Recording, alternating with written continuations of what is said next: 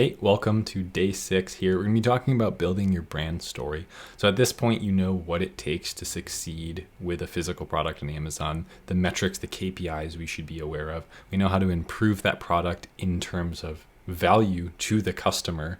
We've researched our customer and built this great understanding of the market we're about to be entering. And now finally, we have to build our story, right? Because we're finally going to be talking about this concept that I brought up where it's like, your brand story is just a mirror. And so let's explain that mirror for a second. You're leveraging your customer's own enthusiasm, beliefs, and identity to sell them something that they feel like they would have created. Does that make sense? So when Liquid Death hits the scene for a bunch of edgy, straight edge people, that's where it started. Concerts, metal concerts, people who want to have a good time, don't want to drink beer, still want to hold a drink, don't want to be holding a Dasani. Awesome, cool looking can. They connect to this story of just like, yeah, I'm metal, I'm hardcore, I like to party. It's just water though. I'm clean now. Like that was where it started, right? And then it eventually branched out to just be like, oh, it's a cool, edgy, like metalhead, skateboarder, rock and roll, grunge, edgy, whatever term you want to use. Brand that sells water. And when I look at it next to the other ones, it's cool. It makes me feel happy. I read the story and I laugh and I purchase it. So we often overcomplicate our brand stories. I want to preface this by saying, don't tell a story that you like and that you think is funny. We're going to be getting into tomorrow's video, the last day of the 7-day challenge, where we prepare you for battle, so that you can discern what an opportunity versus something that would just lose money is. That's the whole point of this 7-day challenge, right? We're going to be going over testing ideas and surveying and all that. But at this stage, now that you're an industry expert and you've done all your research about your customer, we can start to make some assumptions about things they would think is cool. So what we're going to do that is we're going to do some real-time 3D rendering. We're going to head into ChatGPT. This is a pro account. I think you can do it with a free account. You just get limited faster on the number of things you can create. So check this out. Create a 3D rendering. Let's think of something it would do a decent job of, like a bottle on a white background for beekeepers. Let's assume this is one of the like extractors, or this is one of the like key components of beekeeping. I'm making it up just to have something to prompt into here, right? Something that we can showcase what I mean by like your brand story. And brand story is really how you use great creative elements to evoke a feeling in your customer, one that you didn't create, you just ignited it. It's as if there was like a receiver already there and it's hitting the receiver, that you're sending out a signal and bing, it's lighting up, right? It's a funny way of explaining it, but that's really what we're doing, right? So we're not crafting it out of nowhere. Looking at them, getting to understand, they might like this. Okay, so there's vibes, there's things we can roll with. I'm going to do this in real time, by the way. I don't have an example plan. So create a 3D rendering of a bottle on a white background for beekeepers. It should, by the way, your brand name and your product name should directly link back to the customer's need and what they're searching for. Brand name can be broader, more categorical, and the product name should match what they're searching for. Let me give you an example of this. If I go to Amazon, or let's just do this. Imagine I'm on Amazon, beekeeping. Okay, beekeeping extractor. Boom, that's the search term. If that's what had 10,000 search volume on Amazon, I think we saw something like that. It was honey extractor. But either way, if that's what you know has search volume, then play around with calling your product something that as soon as they see the main image, they see that. They're like, oh, that's this. I just searched beekeeping extractor, honey extractor.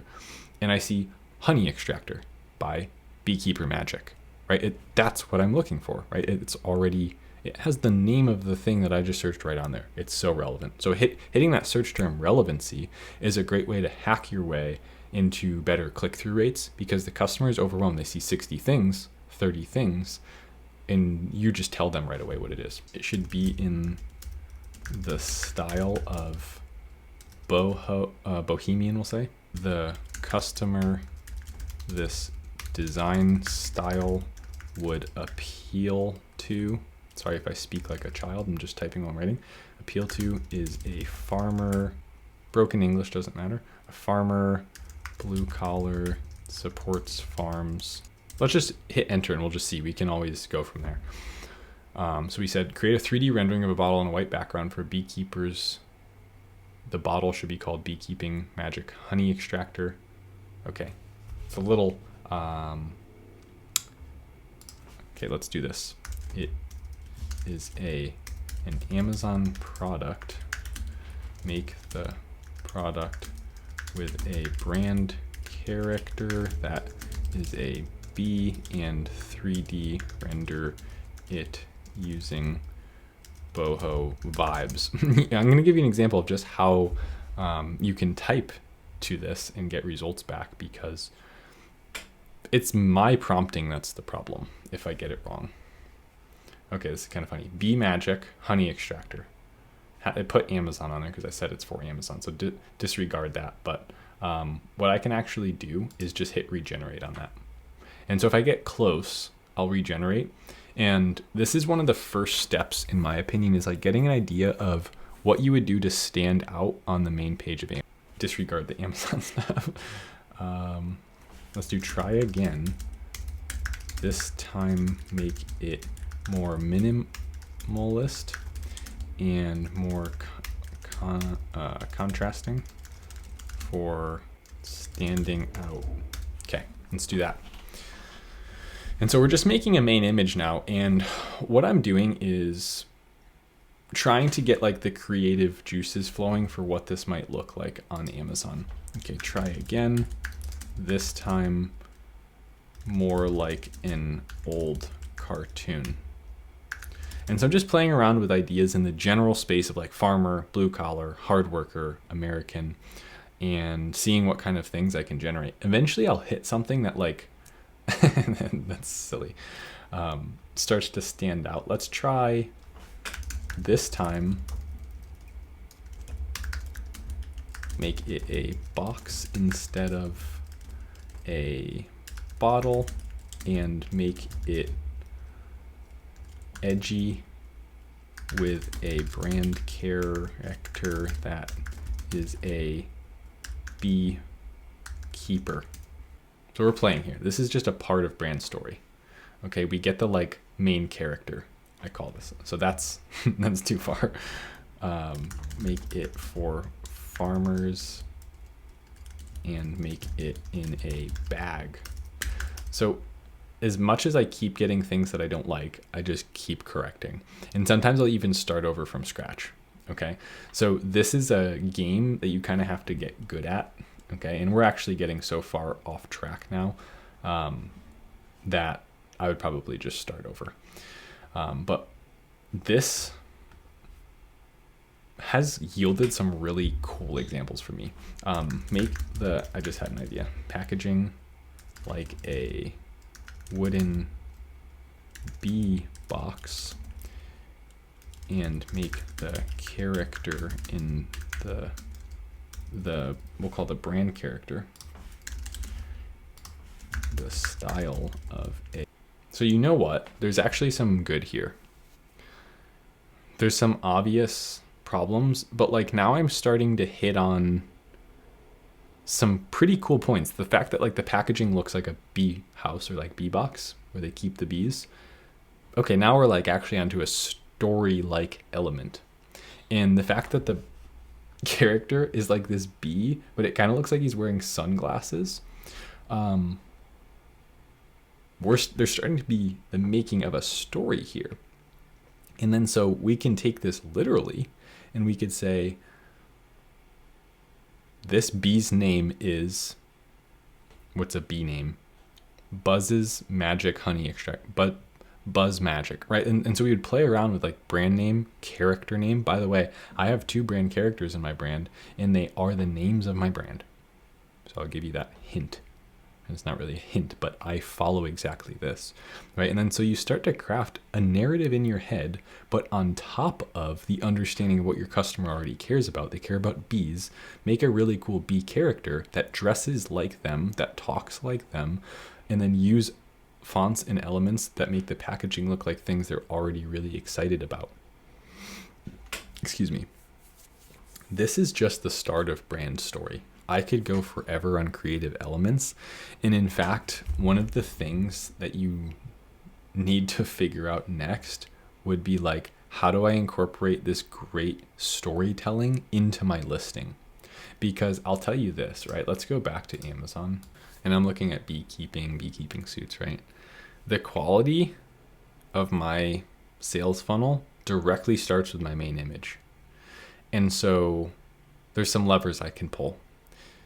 Improve click-through rate, improve conversion rate, and get more people to interact with my ads and go from impressions to clicks because I stop them in their tracks and I show them something that ding hits that receiver that makes them go, that's really cool. So that's all that it takes, right? So don't overcomplicate it. You already understand this person. You know what they think is cool. I'm going to just use that term. You know what they think is cool. Make what they think was cool. They'll click on what they think is cool. And then once they click on something, that's half the battle, right? And so then it's reducing that number of clicks to make a sale. And we do that by improving our conversion rate. How do we improve our conversion rate? Well, we drive the value higher, and then we use like marketing buzzwords and lingo to explain why our value is higher. So like I said, I have custom ingredients and formulations, and all of that goes back to driving value up in the eyes of this customer, right? And so when it comes to storytelling, boring photography, overwhelmingly busy, wordy infographics everywhere is the opposite of this. It should be fun to scroll through your listing. It should be exciting to look at your images. They should remind this person more of like a great viral post on social media that would get tons of engagement than it should be a boring old infographic that you'd see on 90s TV. So don't sell features so much, sell that story. Right? And so if the customer is really excited about beekeeper suit, make it main image really stands out, right? Okay. And then second image, introduce the main character, tell that brand story. Third and fourth images, go into great detail about how you have something that no one else has. Those are the infographics, but don't make them busy infographics like this. When I say infographics, it doesn't mean just throw words everywhere. Show me, don't tell me. You can have words on there, make them meaningful, and better yet, make them funny and enjoyable to read. So the one thing that they do read, keep it to like 12 words or less. The one thing that they do read should make them want to read the other stuff they see. And I'll give you an example of this. You pick up great product packaging. This is an empty cup of coffee from this morning, so don't take this seriously. Say this is great packaging. What's the first thing we usually do? Something catches your eye. That's awesome. You start reading it. Why would I read this? I wouldn't read this because it's boring. But when something catches my eye, it's in my enthusiastic, my idea of what I consider my marketplace. Like I'm a customer now, instinctually want more of that because it's cool. Oatly, the oat milk company, is a great example of this. Commodity product, enthusiast customer in that like I don't want dairy. It's kind of broad, like maybe I'm a vegan, etc. But when I read the first thing on the side of the box is like, we didn't know what to put here, it like kind of makes me laugh. I'm like, oh, what other funny thing did they put on the other side of the box? And so I start turning and I start looking at it. We want to get that kind of engagement, right? So treat every one of these like a opportunity to sell your product. And that's of course what it is, but think of it more like a webinar where it's like each of these should progress the person towards buying, and there should be a call to action by the end of it. Okay, so think of this like a presentation in which you're selling your uniqueness, you're selling your brand story. Okay, that's going to do it for today's video. Thank you so much for being here. I'll see you tomorrow for the last video of the 7-day challenge.